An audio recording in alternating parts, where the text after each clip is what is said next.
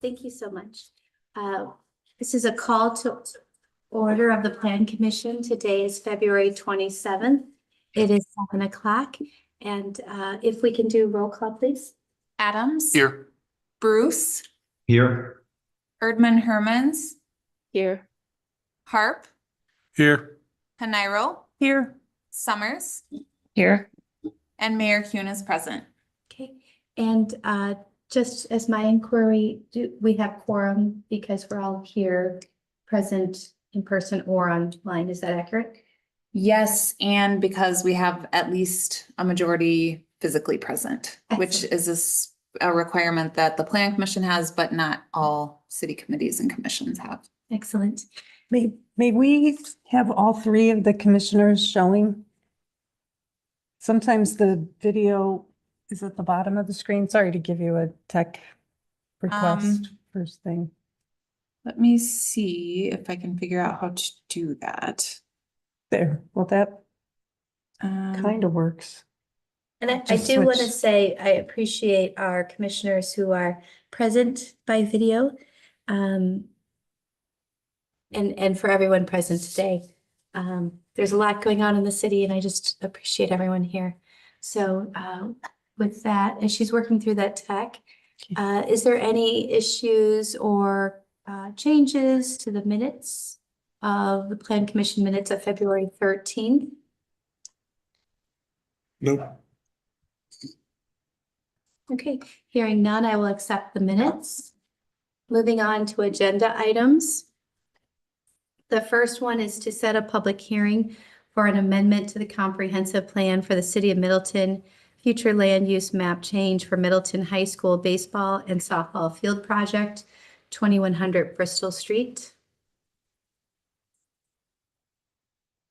It looks like the recommendation is to set a public hearing for Tuesday, April 9th at 7 p.m. Is that accurate? Yes. Okay. Commissioner Bruce has his hand raised. Go ahead. I I wasn't sure from reading the staff report whether the comprehensive plan and the rezoning request would come before us at the same time or not. If Are you able to- wanted to recommend approval of the rezoning prior to approving the future land use map amendment, then they would need to make any approval of the rezoning contingent on getting the future land use map approved. Oh, okay, so are they both going to be set for the April 9th then? They are not. The school district is on a pretty tight timeline. And so what we have proposed is to actually set the hearing for the rezoning earlier because it requires a class 2 notice, which is twice in the newspaper with the second hearing running 1 week prior, or the second publication running 1 week prior to the hearing date. Whereas an amendment to the comprehensive plan is a class 1 notice, but it requires a 30-day public notice period. So it just takes a little bit longer to amend the comp plan, which is why we proposed it the way that we did, just to kind of keep the project moving on the quickest timeline possible for review. All right. I was honestly just a little bit uncomfortable with, it seemed presumptuous to do it in that order. I'm okay because it is for the school district, but if a developer were to ask for that, I'd want to be treating everybody the same. And I guess that was my concern, and I don't know if anybody else shares those concerns or not.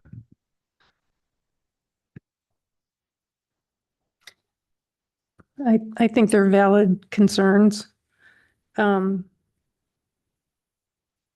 So Abby, if we did it consecutively instead of making the zoning change, any zoning change contingent on the flu map changing, we would just tonight be considering the flu map, the hearing for the flu map change, but not do the zoning one yet? Or you could proceed to modify the date for the rezoning to align same date for the comp plan. So you could put those both on Tuesday, April 9th. And then you could still take action to refer the rezoning request to the two commissions whose chairs have requested it. I'd be comfortable with that. I think it's sufficient to put the hearings together.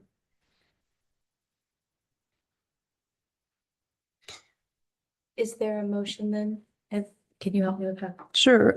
So this is Sonairo. I move that we set Tuesday, April 9th at 7 PM as the hearing date for both the public hearing for an amendment to the comprehensive plan for the City of Middleton future land use map change for Middleton High School baseball and softball field project at 2100 Bristol Street, and also the public hearing for a rezoning from conservancy to institutional for the same project. Is there a second? Adams, a second. Any comments? Hearing none, all those in favor of approving the public hearing as described, please say aye. Aye. Any opposed? Motion passes unanimously. And now, who are the two? I'd like to make another motion. I know sustainability has requested review. Conservancy Lands Commission has also requested it. Okay. And they're specifically requesting, They're requesting that the rezoning be referred to their commissions for consideration. I believe the stated purpose from the chair of CLC is due to proximity to the Conservancy Creek corridor. The purpose for Sustainability Committee is concerns over the proposed use of artificial turf. okay. And may I ask, would those referrals happen after the public meetings or before? Is there? I would think before. Yeah, I would agree with that. Yeah. And the Thanks. plan commission will have a chance to discuss the project itself at a future date, correct? Yes. Okay. All right, well then I guess this is Sonaira. I'll move to refer the rezoning request for the Middleton High School baseball and softball field project at 2100 Bristol Street to the Conservancy Lands Committee and to the Sustainability Committee for their feedback before the public hearing on April 9th. Adams will second. Any comments or suggestions? Hearing none, all those in favor of referring this item to CLC and sustainability prior to the set date, please say aye. Hi. Aye. Any opposed? Motion passes unanimously. Let's see here. Number 2, we covered that. a Yes. bit. Can we move on to 3? Yes. Okay, great. Thank you for efficiencies gained. Number 3, design review, Lakeview Village Apartments, solar canopy, 6223 Maywood Avenue. I see that we found out that the tree is a cottonwood, which I know Commissioner Erdman Hermans was something she brought up last time. Is that a tree that is somewhat of an issue historically, which was a great question. And so staff has confirmed that that is true. It's a cottonwood, and that they would go ahead and plant a tree in another place, which I thought was a really good offer. I hadn't thought of that. So I hope that Commissioner Erdman Hermans that you are very happy with that outcome. And so Abby, can we have a little background on this item? Yes, I mean, since the last meeting, you've pretty well summed up what our findings are. The applicants would like to get approval for option 1 because it provides a larger area and also could provide more energy generation. And given that we found that the large tree is a cottonwood, the city has been removing those from conservancy lands. Our staff recommendation is for approval of option number 1, contingent on submittal of a stormwater plan or staff approval of the patio as a pervious area. And I have to admit that I don't know. Daphne is going to be attending tonight. She's just in a neighborhood meeting down the street right now. I don't know about the patio issue. Okay. Before we have any comments, is there a motion?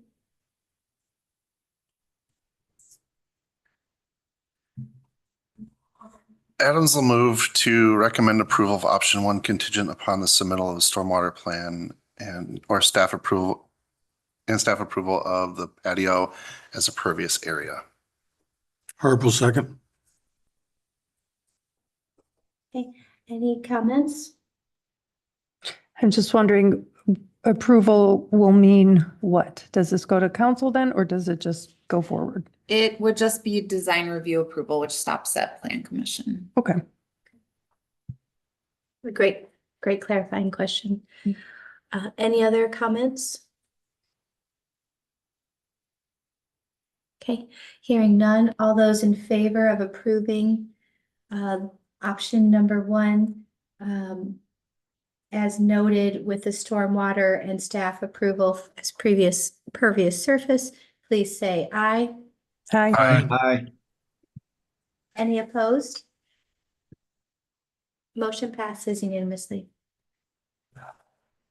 Number 4, specific implementation plan, SIP modification for Greenway Station at 1661 Deming Way. I might need to see a picture if we have it. Yes, let me find that for you.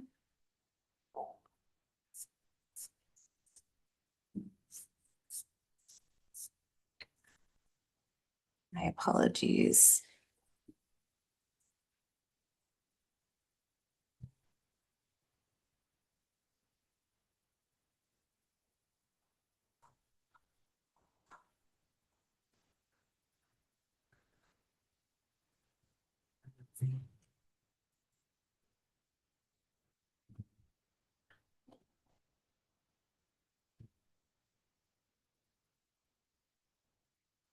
All right, so this is the application for the Carter's Clothing Store. Again, apologies, I am not the staff person who reviewed this, so I don't really have a lot of details beyond what is in the report. Let me just see if I can zoom out here.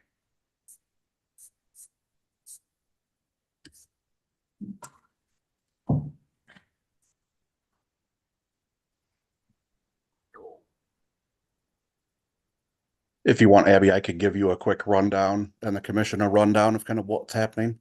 Oh, that would be very helpful. Thank you. Sure. Yeah, so Brad Koning, Sketchworks Architecture, on behalf of Galway Companies that manages Greenway Station. They have a tenant, Carter's, that's going into a vacant space at Greenway Station. This is adjacent to Five Below, and then the Ply-Tri existing tenant. And what they're looking to do is the existing roof structure has a gable and a kind of a gabled roof, and there's no area for signage really on that building in this particular location where this tenant aligns with. And Carter's and Galloway wanted us to present this as an example of kind of the exterior facade renovation. The brick pier exists on the canopy, but then we would be just adding and flattening out the existing roof form, removing kind of that gabled and sloped roof, and create more of a sign area for Carter's. This is kind of back in the northeast corner, so it needs a little bit more signage and a little bit more presence that would be in line with what we've done previously with Five Below, and then Home Goods, which is kind of further down, and then there's the Guitar Center. So it's really just kind of heightening that corner where the tenant will be going, and then the darker brown is just kind of an accent for a potential smaller tenant not unnamed at this point. They're still looking for someone to fill that space. So, and all these colors match what was originally approved when they repainted, I guess, last summer, the building. So. Okay. Thank you for that, Brad. Yep. Commissioner Bruce? Brad, thank you for your explanation. I think the last revision to the exterior for a tenant that came by, the commission discussed kind of how the architecture is changing from its original architecture to something that is maybe more contemporary or and I just wanted to encourage you to continue to try to keep some cohesive design to the center. I think that's important. I'm okay with the architecture changing over time, but I think it needs to be done in a thoughtful manner. And I would encourage the applicant to do the same and keep the design team consistent as he moves forward. That's all I had to say about it.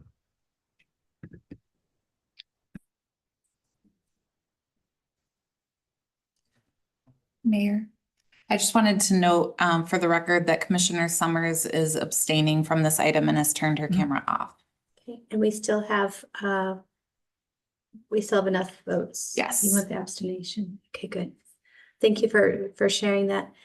My apologies. Did we have a motion on the floor? No. I don't think so. Okay. Is there a motion? Adams will move to recommend approval as a minor SIP modification. Is there a second? Harp will second. Any comments or suggestions? Hearing none, all those in favor of approving the SIP modification, please say aye. Aye. Aye. Any opposed? Motion passes unanimously. Thank you, Brad, for your time. All right, thank you. And moving on to number 5, the certified survey map for Fireman's Park, 7420 North Avenue. This one might need the map shown. Yes. And Daphne, welcome back. Thank you.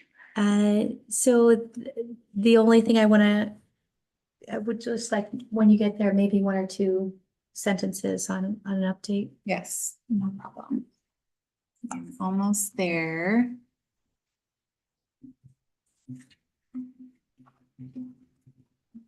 Okay, I'm just gonna rotate this so you can see it a little bit better. So this is a relatively straightforward CSM. It's combining 2 lots that already exist in the city. These are the 2 properties that are part of Fireman's Park, which city officials know was owned by the city. It was granted to the city by the fire company decades ago for use as a public park. The fire company recently purchased the property back through a clause in the original agreement. So they paid the city the amount that was specified in the agreement, and they have purchased the property back, and now they would like to combine both of the parcels into one. And our recommendation is approving the CSM contingent on resolution of staff comments. Is there a motion? This is Hanairo. I'll move approval of the certified survey map for Fireman's Park at 7420 North Avenue, contingent on resolution of staff comments. Is there a second? Adams will second. Any comments? Commissioner Erdman Hermans has her hand raised. Go ahead. What is the ultimate hope for this property once it's combined into a single lot? Will this be developed or will this remain parkland? I spoke with Chief Harris last Friday, and he provided an update that the fire company's intent is to restore the entire area to public parkland. So it would, we talked about what that would entail because it would include removal of quite a bit of existing pavement, including what many people think of as Lee Street, but what we've learned through this process is not dedicated right of way. It's actually part of the park. So their plan, as I understand it, would be to remove the improvements that have been made, but for the time being, their intent would just be to restore it to grass. We talked about future amenities within the park, but I don't believe that the fire company is ready to propose anything like that at this time. Thank you. I will add that there is interest to have Good Neighbor Fest here in August, as they always do. So when I talked to the chief following his talk to Abby, is that they are working with Good Neighbor Fest to make sure it's a seamless process and that it will be moving forward. So you may see a little bit through that, but their intent is to do the green and have it done for Good Neighbor Fest on just a portion of it. So there will still be a little bit of parking, and Abby's right. They intend to keep it green space, and at least through August will be almost no changes. And then after that, they'll be looking at 2 to 3 years is my understanding of any concept, but it will be park at that time. Commissioner Bruce? Does the city or school district have a plan for traffic circulation with the Lee Street being vacated there? I believe that they're working with the fire company on that. I think that they were scheduled to meet last week. I haven't heard an update from that meeting, but I know that they're working through those issues. It's a fair question, Commissioner Bruce, and I appreciate you asking. I think there was a news media sharing for updates for parents, but I don't remember if that went out today because of the other stuff that was happening yesterday with the school. It may not have gone out, but they are looking at that. So thank you for asking. Any other comments? Hearing none, all those in favor of approving the CSM for Fireman's Park, combining the two parcels of land into one, please say aye. Aye. Any opposed? Motion passes unanimously. Number 6, the preliminary plat of the Garden District. Multiple parcels on Parmenter Street, Donna Drive, and Laura Lane. And Abby, if you can help me, is this the one, because the next few are a couple Garden District topics, so I'm going to be asking for some help. This one's on the park portion. Is that accurate? Or is that the next one? This is the preliminary plat that covers the entirety of the Bruce Company redevelopment project, which they're calling the Garden District. I think plan commissioners are familiar with this project. We've been talking about it for a few years, but just a brief overview. This is a redevelopment of the Bruce Company's office and retail operations to provide a new headquarters and retail store for the Bruce Company, over 800 units of multifamily housing, commercial space, a hotel, as well as a public park. This is a key redevelopment area for the city. It's been in our project plans for the TIP district for decades. I think staff is very supportive of the vibrant mix of uses that are being proposed in the redevelopment project. And I believe that the council has supported the project as well, and it has a general implementation plan or GIP approval in place with conditions. We do have a member of the T-Wall team here, Jake Buns is here, as well as Kylie Scherer, who's our Parks and Recreation Director.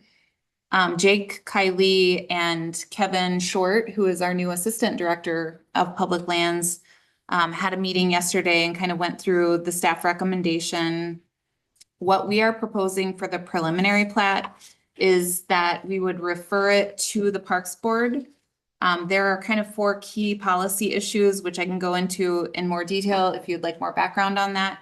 But there are 4 issues that really we should get some feedback from the Parks Board on.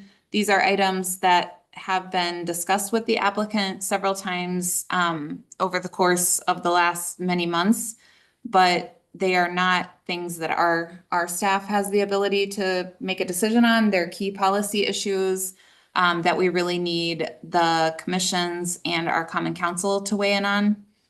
Would you like me to go over the issues quickly? Yes, please. Okay. So the first is parkland dedication.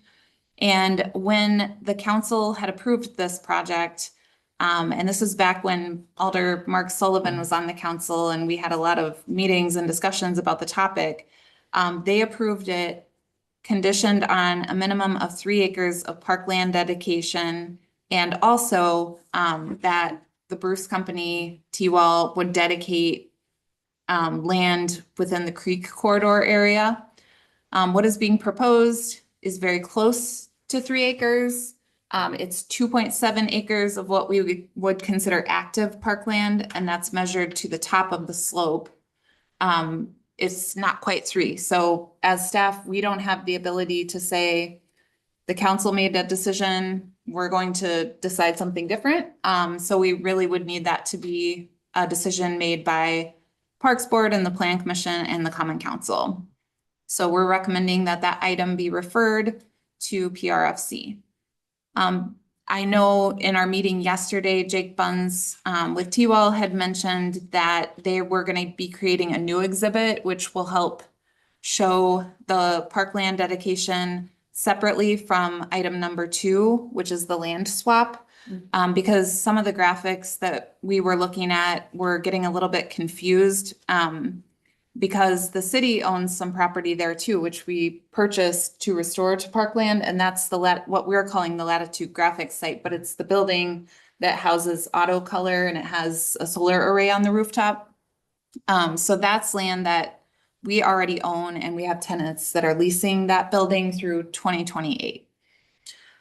So hopefully those graphics will help to kind of show the story about the land that's being dedicated, the vision for the future park, as well as how the land swap would be proposed and how much land the Bruce Company would be providing and how much land they would be proposing to trade to the city. So that will be discussed at the Parks Board. If Plan Commission is willing to make the recommendation to refer it, that would go to the Parks Board on Monday night, I believe.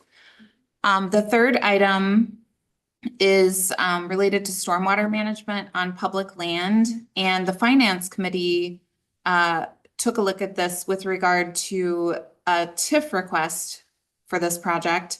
And they kind of wanted to learn a little bit more about what the feedback from different city committees is related to managing stormwater generally on public lands. And, you know, what are some of the risks to the city if we would allow a private development to manage their stormwater on public lands? So that's kind of a separate track referral that was made by the Finance Committee. And 2 of the 3 committees that it was referred to have taken a look and they've made some recommendations. The third committee is tomorrow night, and that's Conservancy Lands, or I'm sorry, the third committee is Monday night, and that's PRFC. So on Tuesday, March 5th, the Finance Committee would get that referral back for general information, and that would inform any decision that they may want to make with this specific request. And then the 4th item is an outlot that's being proposed on within the park. It kind of creates a donut hole a bit within the parkland. And it's a very small outlet. It's 25 square feet. The developer is proposing that they would use that outlot to erect a sign that would show that the land was donated to the city by the developer.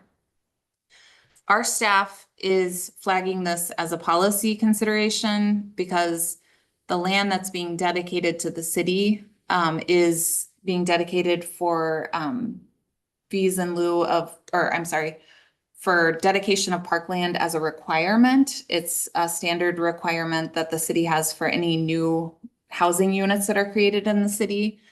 And we were just primarily wanting to make our plan commission and city council aware that that could set a precedent because we haven't done it for any other projects. Every multifamily building that you see that goes up in the city pays those fees or dedicates land. And we don't typically, we wouldn't erect signage to signify that. However, in our meeting yesterday with Jake, we talked about a couple of other options that he was going to take back to the Bruce Company team.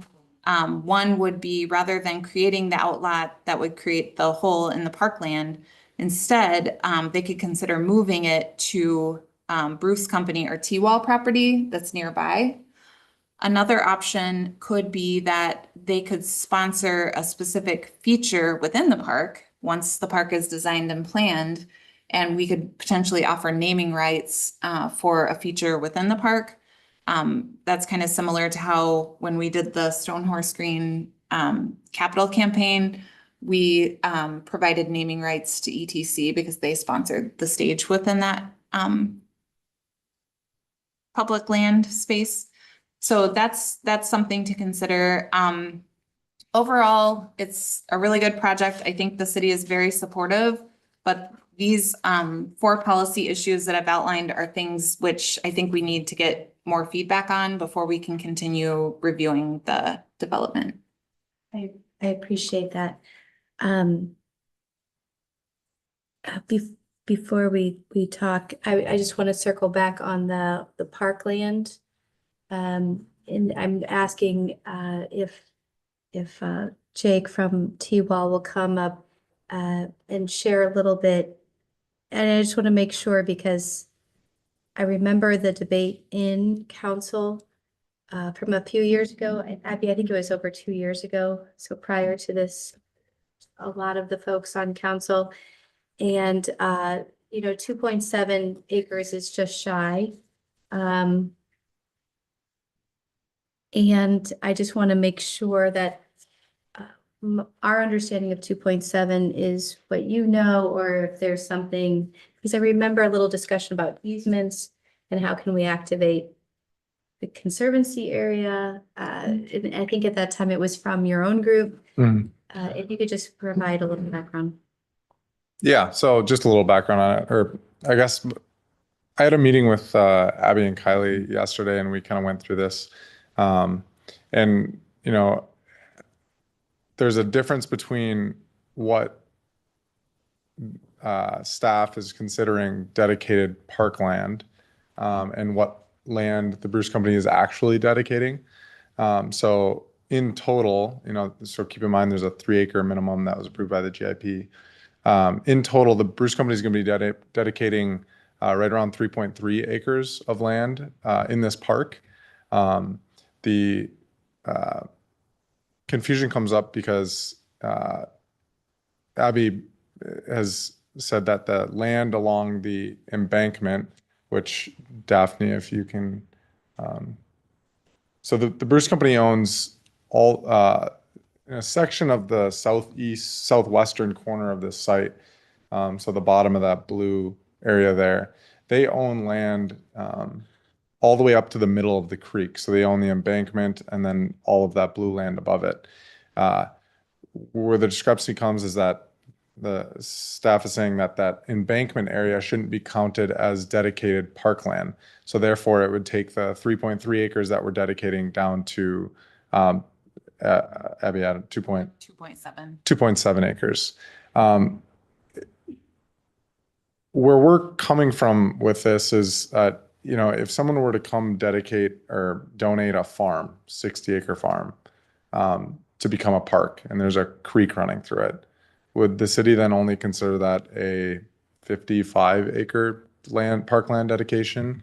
I know just from walking Pheasant Branch Creek and the paths in there, that the creek and the embankments are really important to the city themselves. It's a huge asset. People enjoy the creek, the walking paths in there. Although this embankment may not be finished now, I haven't been back there in a while. It's likely overgrown. In the future, it could be a huge asset to this park and to the Pheasant Ranch Creek. So our idea of the park and what we kind of modeled after the Parmenter Street vision that was done by Vanderwall years ago was that this embankment wouldn't be overgrown. It would have, terraced landscape steps down into the creek where people could fish, dogs could wade, kids could swim. So we really think it would be a very awesome part of the park if done right. And so we're dedicating this 3.3 acres and including that as part of the parkland dedication because we know what it can be, not because what it is now. And we think it would be, it would be a misdesign not to include that as part of the park in the future. So that's kind of where the discrepancy comes from. Okay, I just want to make sure that after living through a 1,000-year flood, that if there was any design proposal to parks or for the Parks Committee to consider, that you would know, I would expect really well-engineered things. Yeah. And I appreciate you sharing that vision because I remember that from the discussion is, can we activate that edge to meet the threshold? And I still don't know the math, like if you would just hit that 3, if there's It would be at 3.3, so it was all counted. so Hey, can I just say one more thing too? 3.3 would be our dedicated portion. Once the land that Latitude Graphics is on that the city purchased is turned into a park, the whole park would be about 4.81 acres in total. So just keep that in mind. For a 16-acre redevelopment site, that's a third of the land. So. I appreciate that because I want to make sure with Abby that we are on the same page too, because of the land swap, that's the part I get foggy on from a few years ago. So is that accurate that he's not calculating in the land that we own? Right, yeah, I mean, in his latter calculation that he just made, the over 4.5, that would include the land swap, which has not been agreed to by the city, so that's also being referred to the Parks Board, Plan Commission, and Council for consideration. Fantastic. I So if appreciate you were that. to accept the 3.3 or 2.7, whatever the amount is, then you could also add the Latitude Graphics site, which is 1.7 or 1.8. that was what I had in my mind too. So I think that's correct. Yeah, it's about 1.7 acres, I believe, absent the swap. Well, I appreciate you answering those questions. Now, does anyone have any clarifying questions or on the other 3 items? I might ask you to stay up for a little I can bit. hang out. Thanks. Or is there a motion? I have a couple questions. So first of all, who would pay for the improvements to the creek bank? So City would pay, right? something we talked about with Good point. Abby yesterday is, and our team is, we would be willing to donate those improvements along that portion of the park, the embankment, to make it usable parkland. And if let's say the city holds firm to the 3-acre actual dedication and accepts the staff's recommendation or interpretation of the creek corridor dedication as not an active parkland, Abby, is it the case then that park fee in lieu of would be imposed for that 0.3 acres that? That could be negotiated. Mhm. this development is a little bit unique because it's an infill project. Hmm. And there are so many housing units on such a small piece of property that if we calculated the typical land dedication requirements, it was 21 Right. acres, which is so far above and beyond what they were even developing that it really didn't make any sense. And that's why the council settled on the 3. Yep. But we could use a market value calculation, and then take that, 0.3 or whatever they're deficient, and then multiply that by whatever the market value of the land would be. That's really how we would calculate it. That's how we did with Bell Farm and Red Tail Ridge. Okay. And then, Clarify. sure. Could, if we were to do that, like that 0.3, could we consider, and I understand I'm not parked, so I'm just thinking through, thank you. The upgrade for the stairs that his vision is, could we find out what that cost estimate would be? Not today, not tomorrow, but let's say that costs $3 billion and the 0.3 would be like 1 million. Do you see what I'm saying? Like and that's probably more of a staff understanding, could we accept the steps as like the cost differential, if so desired by parks? And I'm just trying to think, because if 0.3 is say $1 million, they could just give us $1 million and leave us with no steps. But if the steps, if properly engineered, cost 3 million, we're actually kind of doing pretty good. So, of course, steps might be a lot cheaper than $1 million. I don't live in that world, so just kind of a math thought. Hmm. No answer to have, Abby. Just kind of pitching that. So And thank you. That's okay. And then my last question is about policy issue number 4, the outlot on public land. It sounds to me like there are 2 issues. One is the use of 25 square feet of dedicated parkland for something that isn't active parkland. And the other is calling it a donation. Am I understanding that correctly? Yes. And Okay. the precedent that would set Right. for other properties. Okay, but you all have been talking about possible resolution of this particular policy issue? I think we got that one ironed out. Okay. that's And good. and just to be clear, donation dedication, it's just from the Bruce Company's standpoint, they own land all the way to Maury Field since 1920. So like it's their legacy. It's something that they want there. But I think Abby and Kyla and I put our brains together and figured it out. So. Commissioner Erdman Hermans. And thank you for your patience. Sure, no problem. Do we know if it's allowed to do any development or improvements at the creek? Ecologically, is that even allowed? That's a fair question. Thank you for bringing that up. Do you have any knowledge that since you bump into the creek? I don't know. I think that would be something that you guys would have to, approve or deny. I would assume if it's not, I know that you're not allowed to put like buildings within the floodplain or whatever with footings and foundations, but there's already plenty of paths and rocks and stuff within Pheasant Branch Creek as it is. So I would assume it wouldn't be an issue.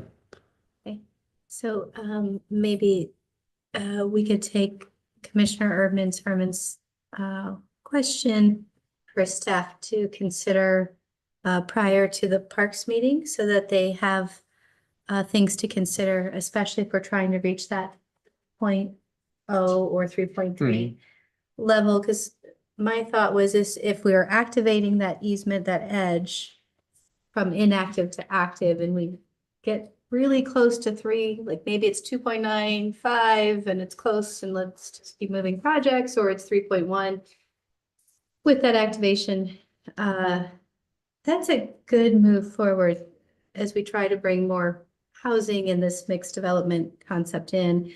But at the same time, we want to make sure that we are meeting the expectations of our conservancy. I know in the past, some of some of the conservancy got swept away with the 1,000-year flood. And we talked about engineering, because that's more towards my side of the, my former district. And so we do have a lot, but we're not as steep. So I'm really glad that you're bringing this up, Commissioner. And I look forward to staff's opinion on what can actually be done. So you'll have to keep us fully aware of the exciting things on parks. And I appreciate that. Yeah, I guess my question was maybe if that issue should be referred to the conservancy land, or who should that be referred to? Because the conservancy and all of the wetlands absorb a ton of water that prevent flooding elsewhere in the city. But if we take away the brambles that keep that embankment secure during a flood, and that just washes out, that's not going to do us any good. So that's something that I think should be looked at by something other than the Planning Commission, but I don't know which area. It looks like there's a lot of issues here that need to be looked at by other commissions. And is CLC meeting soon? They're meeting tomorrow night. Their agenda's already posted. Fiddlesticks. Okay. Very good. And I do appreciate that. That's a very good point. While we ponder that, Commissioner Bruce?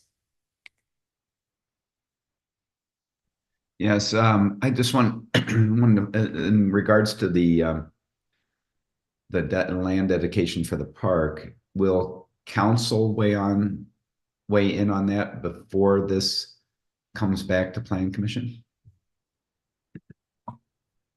Assuming that we have a recommendation coming out of PRFC. I think that for the land dedication, I think it would go PRFC to Plan Commission and then to council for the final determination. So I think it would need to come back here before it goes to council. The only reason I asked that is because it seems like it would, if I understand correctly, it was council's motion or desire to have that three acre minimum. And I just thought before Plan Commission would act on it, it would make sense for the council to modify their requirement. Or the 25 feet, do you mean? For the 3 acre minimum. I don't disagree with you, Commissioner Bruce. I'm just not sure what the math is. And I say that because I know it's 3 acres, but I remember back a few years ago, there was a debate. And it came down to the easement where my recall, I might be wrong, so this is where I need help.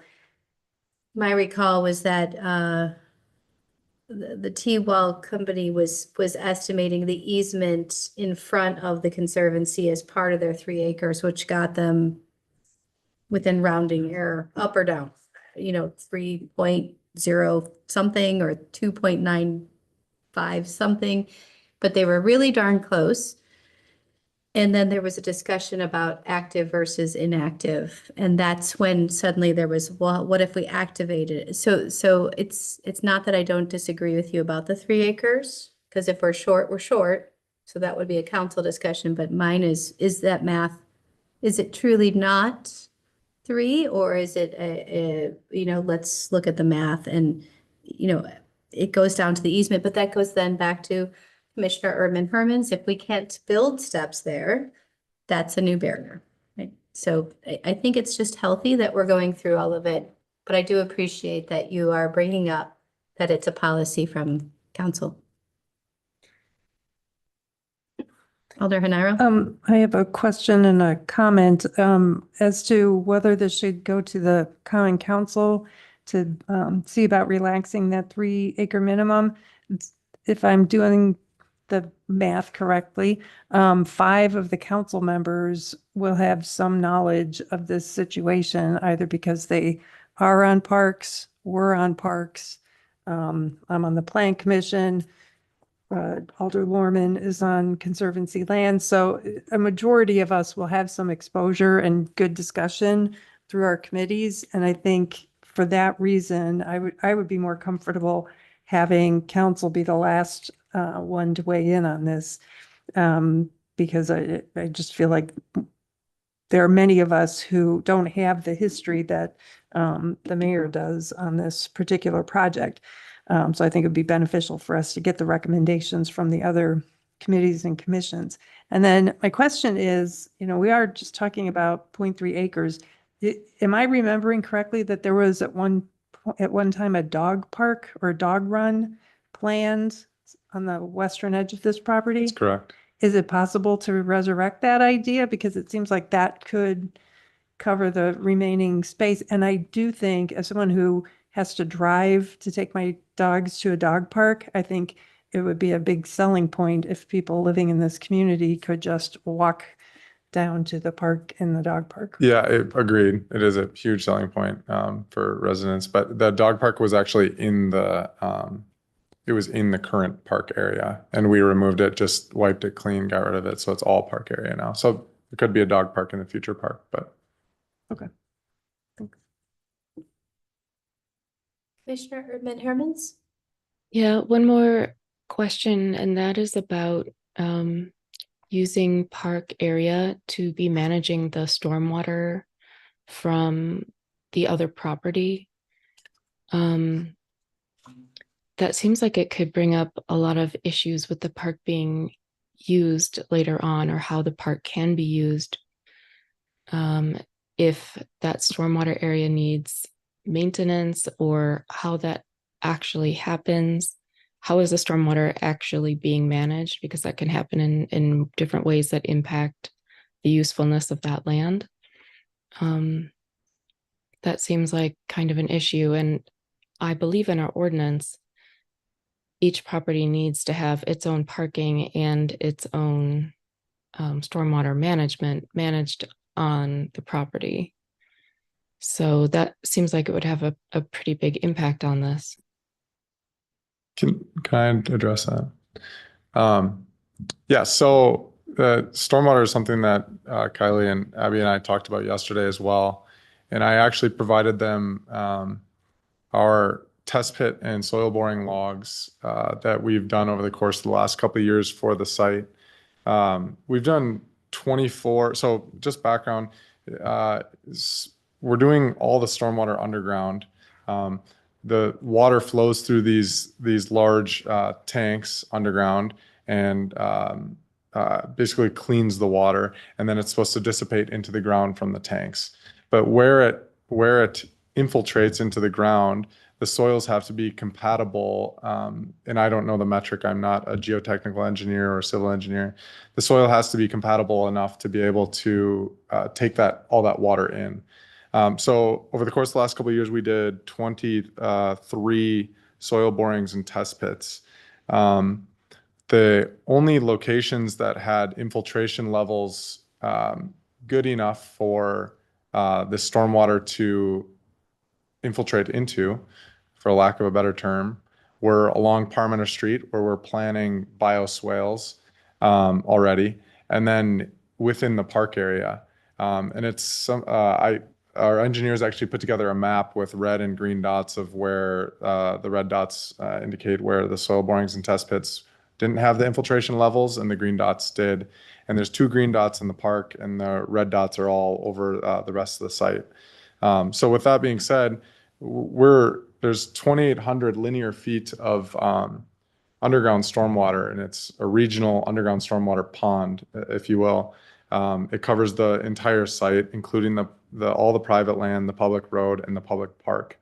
Of that 2,800 feet, 500 of those linear feet are under the park, and it's basically the 2,300 linear feet are under the private road, and then the 500 linear feet of stormwater just jut off from the private road and go one pipe under the public street, under the public park, and one pipe over to where the infiltration soils, or the soils are good enough for infiltration.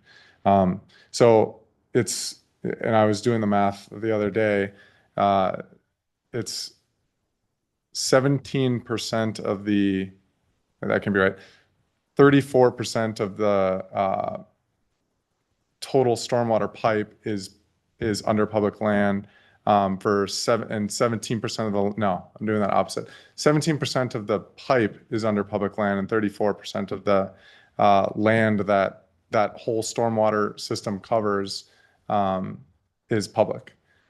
So we're just running into an issue. We would love to keep the stormwater all on private land. It would be cheaper for us. But not having to run a pipe all the way under the street and into the park, but it's just the only place where the soils are good enough for infiltration. I hope I explained that well enough. Thank you. That does help clarify.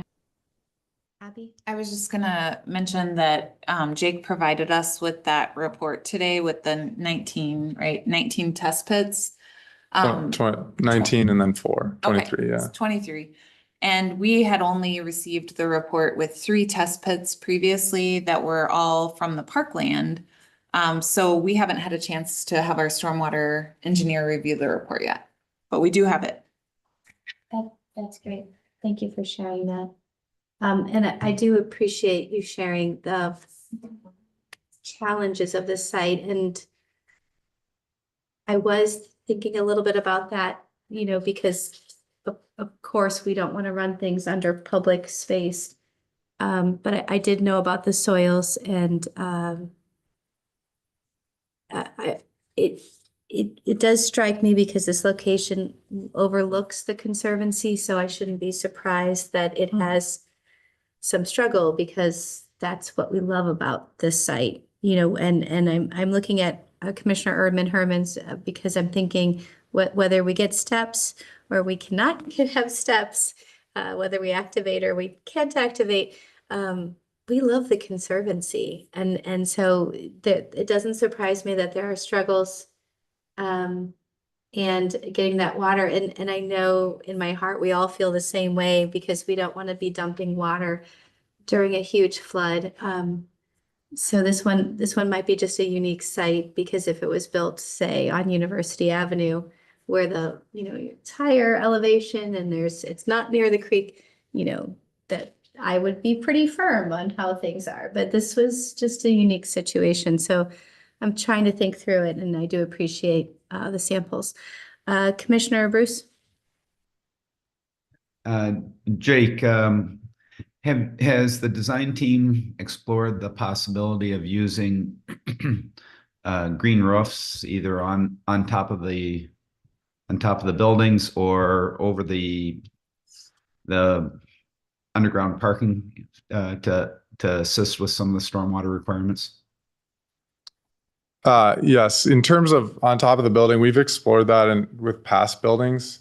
And we found there's just a lot of extra costs with the buildings associated with it, beefing up the structural stability of it, and then just installing the green roofs on the roof of the building. So it's not an option that we really want to take forward. And that's kind of how that was one of the options at the very beginning of the discussion. The second was an above ground pond in the park, and then it kind of iterated itself into this stormwater pond underneath the private road. And what about over you have some pretty large areas of parking that without building above. What about those areas?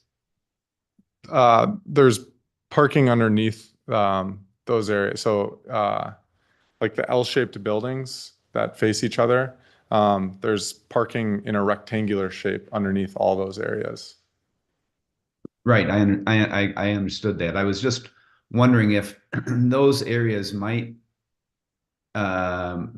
if there's a way to take advantage of that surface area with either plantings or a blue roof feature. You've got quite a bit of area there that might be able to alleviate the requirement for the stormwater under the park. Yeah, I get where you're coming from now. It's certainly something we can look into. On top of my head, like the spots behind the Bruce Company building, that'll all be their display area. Yeah, right there. So that's unavailable, but possibly the other courtyard areas. It's something we can look into for sure. What I've seen done in the past is if the the roof of the parking deck is depressed a bit, then you can put pedestals down and green roof on top of the pedestals, or even pavers where you want hard surface. But the pedestals, the space between the pedestals and the roof of the parking deck then creates storage area for water. And I know that that's sometimes done in higher density locations. This is certainly one that, is the density is the issue here. So maybe that would be a solution. Just bringing it up as a possible way of solving the issue. Yeah, I appreciate that idea. Yeah. Thank you, Commissioner Bruce. Okay, so lots of things for you to think about and to take back, especially as you're moving forward. I know you had talked about you're working on item number 4 with staff. And I would suggest when it goes to parks, if staff doesn't have a copy yet, remember a rendering of the park with the steps when it was first pitched. I have it. Yeah. Thanks. Maybe that would be something that the parks chair could take to consider. I understand that CLC is meeting tomorrow, and I said fiddlesticks only because we can't get it on the agenda. And I think it's been a little while since they've met. So they would have to have some comments. I might be wrong. I'm trying to remember. So we'll have to have them meet again because we want to help move things forward, just so that we have an understanding of timelines and things like that. Is there any other comments? I'll make a motion that Okay. we refer the preliminary plat for the Garden District on Parmenter Street, Donna Drive, and Laura Lane to the Parks, Recreation, and Forestry Commission for a recommendation to the Plan Commission and Common Council for the resolution of the 4 policy items outlined in the staff memo of February 23, 2024. Adams will second. Any comments? Commissioner Bruce? Sorry, and did that include conservancy lands? This is just for PRFC for the 4 policy issues in the staff memo. Okay, We can do a second motion to refer something specific to conservancy lands. got it. Good- And Mayor, Good question. sorry, Seth from Bruce Company has his hand raised. Oh, my apologies. Seth, I can't see you. Can you go ahead? Sorry about that. Can you hear me? Yes. I at least wanted to just make a quick comment. I appreciate everybody's assessment on this. This has been a very long and in-depth process. The one thing I wanted to make a comment on is that this is being opened back up after GIP approval and from the council, and that it was approved with the parkland. It was approved as is, as the ownership of the property, the amount of the property, and that now it's been being reassessed with what qualifies and what does not. Some of the steps and some of the accessibility to the river's edge was actually asked to be taken out at one point from us, because that's not what was designed, and it wasn't the decision of it was a suggestion. It wasn't the decision of the parks in the city. And so that's the concern, is that we continuously have to go back and forth, and that when we get approval and we feel like we're making some incremental progress, which is very minimal, and now all of a sudden we get something now opened back up and pulled away from us after it's already been approved.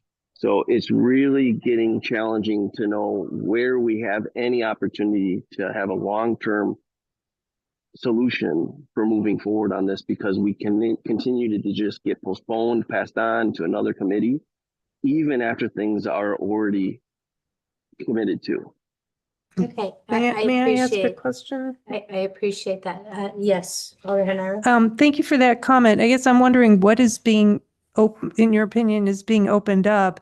I'm looking at the staff memo and it says that, well, it's got some quotes saying any stormwater features should be on private property, not public. And Terrence Wall stated the private development will be able to manage stormwater outside of the parkland. That goes back 2 years. And so I'm not sure, that doesn't seem to me like something that's being opened up.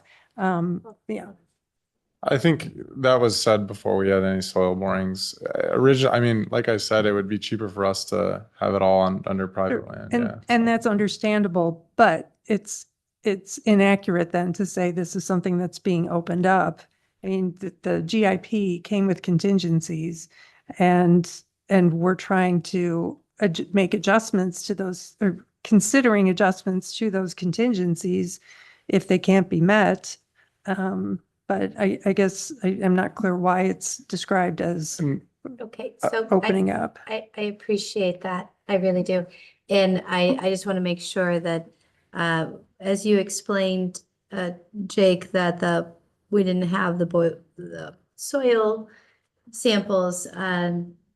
It sounds to me that sometimes it's an understanding of the process, and I'm reflecting more like not just this development, but some developments across the city who have some of the similar, either misunderstandings of the process, which as a city we can get better at long term, or if that's something for you and him to talk through after the meeting. But I do hear you. It does seem like we've heard these before, but what we're working on right now is the preliminary plat and referring it, and we do, and so we do have a motion and a second, and there were no other comments, so we're gonna go ahead and vote on that. All those in favor of referring the preliminary plat to PRFC and to Common Council? Referring the preliminary plat to the Parks, Recreation, and Forestry Commission for a recommendation to the Plan Commission and Common Council for resolution of the 4 policy items outlined in the staff memo of February 23rd, 2024. Please say aye. Aye. Aye. Any opposed? Okay, motion passes unanimously, and I understand from Commissioner Bruce that there was an interest in CLC as well. Is that accurate? That's accurate. Okay, and that's for the conservancy park portion for conservancy review, is that accurate?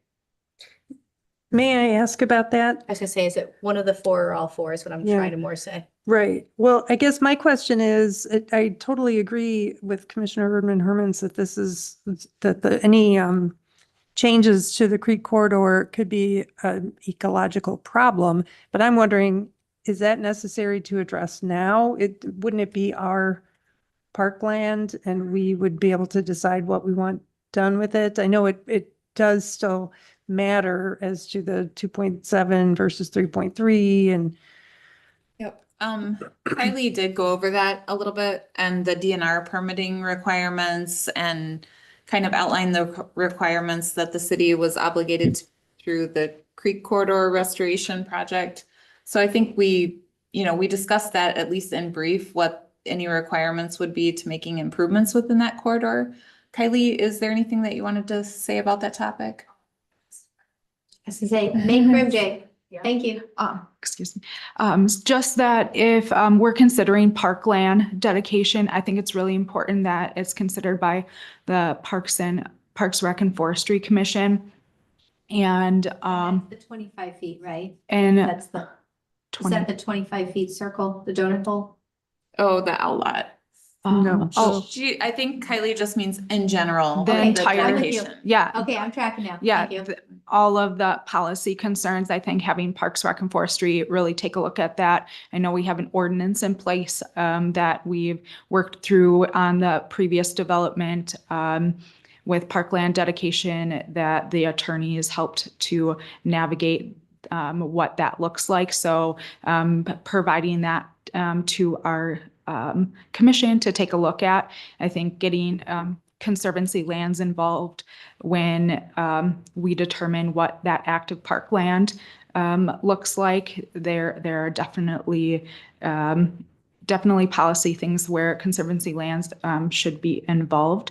But at this stage, I would recommend to figure out that active parkland use with the PRFC and then back to Plan Commission. One more thing maybe that would just help to shed some light on this. You talked yesterday about the process for planning parks and how, you know, when the city accepts land dedication, that doesn't mean that the park construction is going to happen like the next year. Which I know T-Wall is quite familiar with this because they, you know, we're working with them on the build out of Community of Bishop's Bay, which includes many parks. But typically you would accept the land dedication prior to developing the plan because that would include public involvement and you would want to know which pieces of property are included before you would go to the community to get engagement on how the park would be designed. Is that correct? Yeah, so we had discussed in our meeting, and this is typically how we work with our parks. We design them after, and so that we don't start to look at uses ahead of that. And if people buy property, if there's not a concept that's put out that everybody expects for that land to be, and then if it's transition, that it really sets us up for not open and honest communication with the community. And that's what I would suggest with our park planning. And then if we're already taking a look at a infrastructure or landscaping without master planning that park, I'm just concerned with then limiting future use. But I do see a benefit to tying into other amenities or other buildings and things within the development, but taking a look at that and getting a public involvement meeting or a few that we could take a look at master planning for the park is important. And that is the concerns come up with the water, stormwater, and we haven't master planned that, and we're already having limitations. I have been able to talk with the engineers today on those on stormwater, and I think that they do, or I know that they do need to review what was submitted on the stormwater with the red and green. There are other opportunities within the private development, I believe, that we can explore still. So those are some issues that Parks Rec Forestry will discuss at the upcoming meeting. Well, that sounds like an exciting meeting. I feel bad I never make it to parks, but I'm gonna try and I don't know, do you guys Zoom in or just have to be in person? It's hybrid. Okay, well, I will try my best to listen in, but if I'm not there, you'll have to give us some crib notes, okay? It sounds good. But thank you for explaining that. And I don't want to set an expectation of what it would look like, but as long as we're considering what that could be, if it would meet, and it's more like just the map, like would it meet a threshold? Yeah. It's a tough topic. Yeah, and I just one last thing, and I'm so sorry. I know this is a Mic. long, one last thing. So, over in that space too, with where that stormwater is located, and just even, I would encourage anybody to go take a walk on the trail system. It's beautiful. It definitely ties in, to this potential park site. But how would we get the trail connected and that creek corridor actually and pedestrians connected and to the park in I was wondering that. And so Look if at we me, I'm like looked at this. a pedestrian bridge across into the bridge, Mhm. where that would actually tie in, may have implications with where that stormwater is located, but we don't have it master planned yet, right? So I think just having those considerations, that will be part of the discussion as well. Thank you for that. And Jake, I think you I was want just saying, we had, to use the microphone. in our original GIP, we actually had a bridge in there. It was pretty sweet. It's gonna be cool when it's done, so. Well, maybe that, I mean, and obviously you have thoughts because this is your lane, I'm not the parks person, but you know, when the master plan, I'm getting better, when the master plan is fully embraced and things like that, the one thing I want to make sure that your company is trying to do, which is show that it has the 3 acres. But if we're building amenities that are suddenly hitting dollar amounts, whatever that equivalent of that 0.3 shortfall is, and I keep looking at him, he's probably like, I don't know. But let's say it's $1 million. Well, if a stairwell is 3 million, giving the 1 million would be cheaper. If it's a crossing bridge, I'm gonna guess it's probably $1 million. So like that might be where the park fees in lieu of. And of course, I don't know the rules, so staff will guide me, but like maybe that's the differential is that, you know, if it fulfills the park and activates that land because you're crossing a bridge or you're walking down steps, then that is where the money could go towards. And it might be then cheaper than say a $3 million install of a wall that's making sure it's safe and with stairs, and you know, $1 million walk across might be the equivalent of what's owed.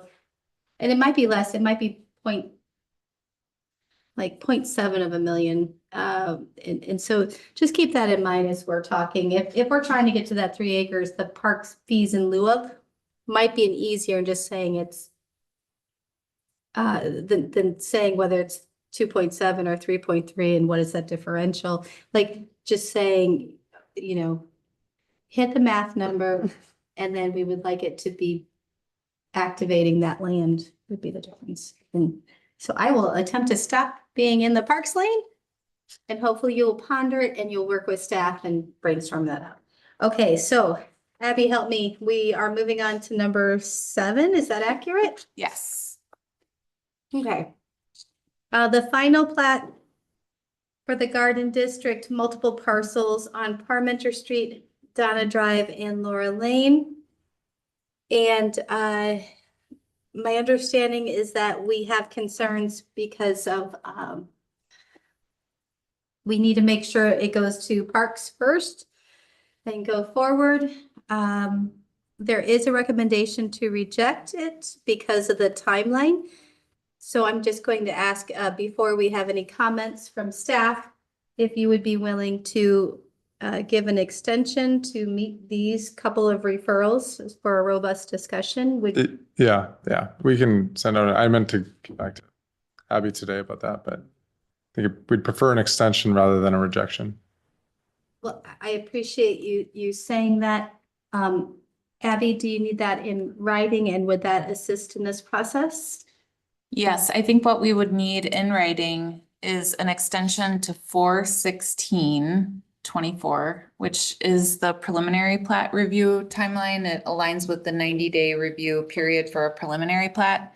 And if we don't have that, by the time that the city council packet goes out, then we would be obligated to put this recommendation, which is showing up on your screen here, for denial on the council agenda, because we don't, as staff, don't have the ability to deny a final plat. And by state statutes, if we do not deny a final plat within 60 days of submission to the city, it is automatically approved, even if there is not a preliminary plat in place. I know that Taylor Brengel, who is the attorney for T-Wall, had met with Matt Fleming, our attorney, earlier today. You may have been on the call as well. I don't know who was present for that. But this is what is appearing on the screen is what our city attorney sent to me this afternoon. He wanted to be sure that any recommendation for denial of the final plat would be tied to there being a pending preliminary plat that has neither been approved or approved with conditions as is required by section 19.04, 1 to 3 of city code and Wisconsin statutes 236.11. Much appreciated. Okay, so So may I ask, is that the recommended motion that we should make, or are you going to work it out with? I had asked Jake last week to get an extension to the review period to 4/16, and because I hadn't heard back, I had to put it on the agenda with a recommendation for denial.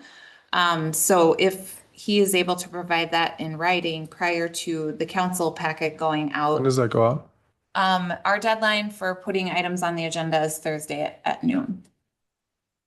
And you have a letter that you can probably just revise because Yeah. we've gotten these extensions before.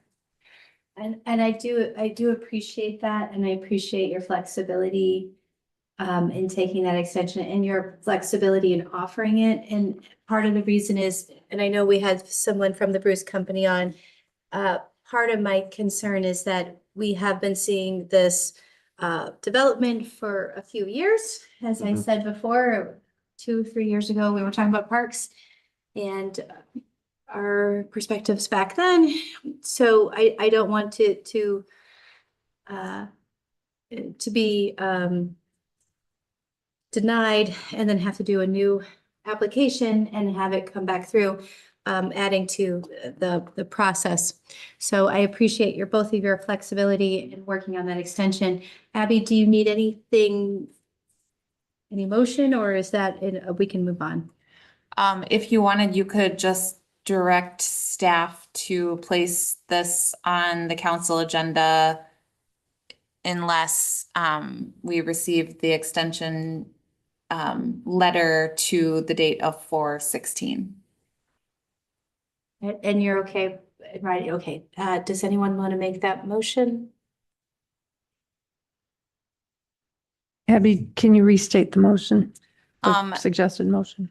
It could be to direct staff to place a recommendation for denial of the final, of the final plat for the Garden District on the next council agenda unless the city has received an extension of the review period to 4/16 of 24. Unless staff has received? Yes. All right, so I move that we direct staff to place a recommendation for denial of the final plat for the Garden District on the council's March 5th agenda, unless staff has received an extension to April 16th, 2024 from the developer. Birdman Herman second. Thank you for that. Any comments? Hearing none, all those in favor of the motion, please say aye. Aye. Any opposed? Motion passes unanimously. Okay. Sorry, I'm getting a little tired here. All these garden districts, I got to keep them straight. Okay, moving on to number 8, specific implementation plan, SIP, the Olmsted Multifamily Building Garden District. And I recall that there's a picture, if we can bring that up, if staff can. And if staff can, it says that staff would like to defer it until the final plat is ready for approval. However, if staff can share some comments on what they are seeing. Yeah. And I have a question about that recommendation. Is it really until the final plat is ready for approval, or did you want to say until the final plat is approved? It could be either. I was just thinking that we could have the final plat on the same council agenda as the SIP, which is pretty standard practice. So as long as it's ready to be seen by the plan commission Okay. and the plan commission takes action to approve the final plat, then I think we could have the SIP for this beautiful building that's on the screen now on that same agenda.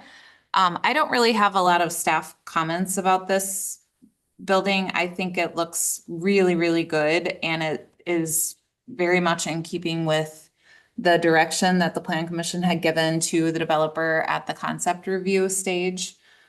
So I really don't have any comments to add. I think it looks great. It's just that we really need to get the plat in place prior to approving this.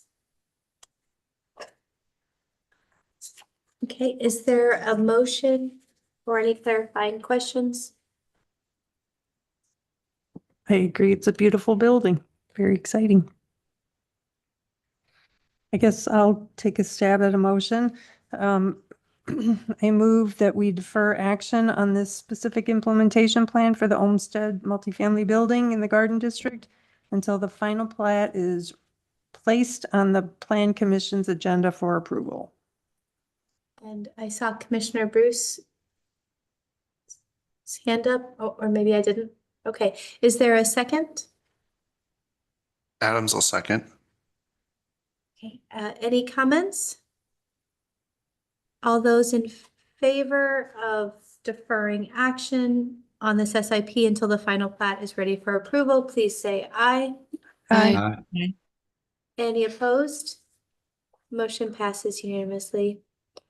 Number 9, the specific implementation plan SIP for the future public road of the Garden District. Staff, I'm going to ask for 1 or 2 sentences on this topic as well. Yes, it's a very similar reason we're recommending deferring action. This item will also need to be reviewed by the Public Works Committee, and we typically like to put the plans on the same agenda where we're subdividing the land. Thank you for sharing that. Is there any motion or clarifying questions? I wonder then what the suggested motion would be. I was going to make one similar to the previous one, but now do I need to say anything about Public Works? Like a referral to? It seems like it's automatic. Right.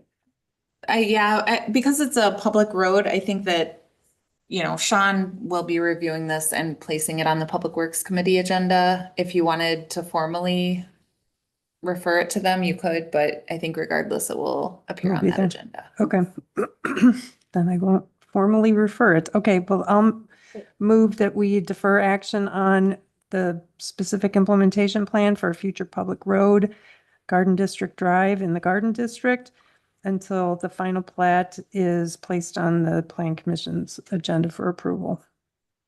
Is there a second? Adams will second. Any comments? Hearing none, all those in favor of deferring action on this SIP until the final plat is ready for approval, specifically the future public road, please say aye. Aye. Any opposed? Motion passes unanimously. And I want to say thank you for your patience in answering all of our questions. Okay, last, number 10 is the 2023 annual report for the City of Middleton Comprehensive Plan. Yes, thank you. We included the report in your packet. As a reminder, we always like to point out in presentations about the comprehensive plan, as well as in staff memos, that the comprehensive plan is the 20-year vision for the future of the city, and that it should be responsive to continuous change in the community. Its usefulness should be monitored to ensure that it is a consistent statement of city policy. This annual report is not a measurement of year-to-year progress, and that is because the goals and actions in the comprehensive plan are regularly updated and change over time. I know from speaking with our staff team that we are really happy with, as we continue to work with the plan. We use it every day. When we field a rezoning request, we consult the flu map. Our sustainability coordinator Kelly Hilliard was mentioning how useful the comprehensive plan comes in handy when she's applying for grants, because the city has made its statement of policy, different actions that it wants to achieve, and that really helps to build the case in many grant applications to show that we are working towards different measures, and that, you know, things that we're submitting for grant applications aren't an afterthought, but they're actually in the city's vision for the future. There have been many actions that have recently been completed that are in the comprehensive plan now, and that's because many of the actions in the plan tied to the adoption of the zoning ordinance, the zoning map, the lighting ordinance, and the sign code, which, as you all know, was approved by the Common Council on February 20th and will officially take effect this Friday, March 1st, after the date of publication of the ordinance in our newspaper of record. We do not plan to bring another full amendment forward immediately. We want to let this breathe for a while, and you know, with all the work that our staff has put into the ordinance updates as well as the recent comprehensive plan amendment, we would like to focus for the next few months on some other big initiatives that we have coming forward, like the subdivision ordinance, the active modes plan, and the community campus plan. So we are not intending to bring a full review anytime soon for the comp plan. We do, however, have two requests currently for flu map amendments. One, which you set a public hearing for at your last plan commission meeting, and one that you set a public hearing for tonight. So those would both be considered amendments should the council proceed upon the plan commission's recommendation to recommend approval of those. Those would be minor amendments that would be made to the plan. But as far as like a full review of the language in the plan, we aren't planning that anytime soon. So I guess I'd just like to open it up to the plan commission members for any feedback that you have on the report. And you can call on them if they are on screen, just. Yes. You get, because this is just a talking piece. I see Commissioner Bruce. I just wanted to thank Abby and staff for all the work that they've done from the comprehensive plan and the, you know, through the zoning ordinances. It's a spectacular amount of work. I understand that. And it's really been a great roadmap, I think, for the city. And everybody should be quite, you know, you and your staff should be quite proud of what you've done. And the plan commission and council. Commissioner Erdman Hermans. I would just echo what Randy said about it being such a helpful and important planning piece moving forward, and how grateful I am that the city staff have coordinated their efforts on all of these areas to have a vision that all of the committees, commissions, and common council can use as a resource to take action on specific developments, parks, etc., travel corridors moving forward. It covers so many things. I would encourage the new commissioners who have started in the past year, the mayor and the common council, to be very familiar with this and refer to it when making decisions so that the public can have that transparency that we were called out on in a recent email, that they can see, well, we're making decisions based on these actions that the community has said that they want, and pulls our community forward in this long-term trajectory toward the place that we all want to stay living in. I have been feeling lately like not enough council members and commissioners are familiar enough with this to use it as the intended resource that it is.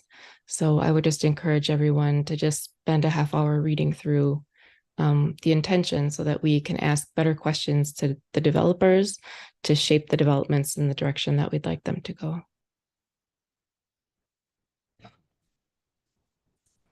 I appreciate and echo my colleagues' comments. and I commend the staff for the comprehensive plan. I was fortunate to be chairing the sustainability committee when the draft was made available. And so I feel like I won't say I'm steeped in it, but I've been through it many times. In fact, we wrote the sustainable city plan by pulling actions out of the comprehensive plan and making those priorities for the 3-year period covered by that plan. I'm wondering, so is this the draft and you're seeking feedback? Is this the final and we're talking about the progress that has been made? This is just a draft and we can, edit or change. Some of this is a little bit subjective, trying to note the progress that has been made. It's possible that in the notes section, we might have missed a bigger action step that the city took that we haven't highlighted. So we're open to any feedback, and we also plan to place this on the council agenda for 3-5 as well, under Okay. miscellaneous. I will send you some written feedback instead of going over it tonight. I did note that the zoning related ones aren't all 3s, and I wondered why, meaning they're completed, and I wondered if that will change. And then I wondered, this is going to be presented to the council at our next meeting. Is there, I guess that makes sense. I just want to make sure, since we'll have 2 new alders joining us at the end of April.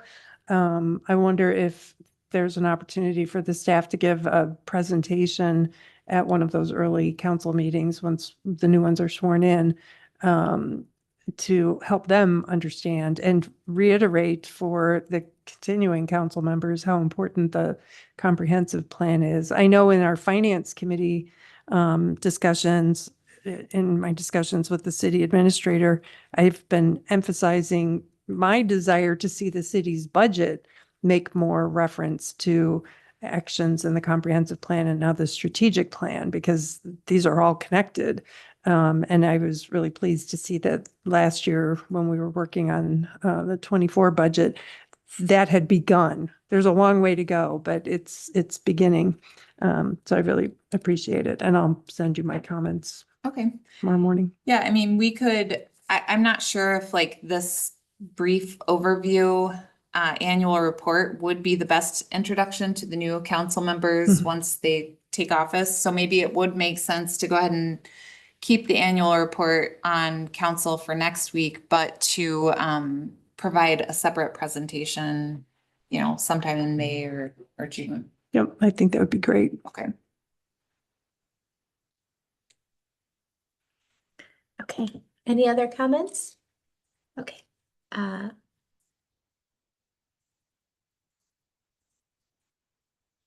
In hearing that and looking forward to email and further development someday. I'm going to go ahead and adjourn the meeting. I want to say thank you to everyone for coming out tonight and have a nice night. Thanks. I hope you all, who's not feeling well, I hope you all feel better. Thank you. Good night.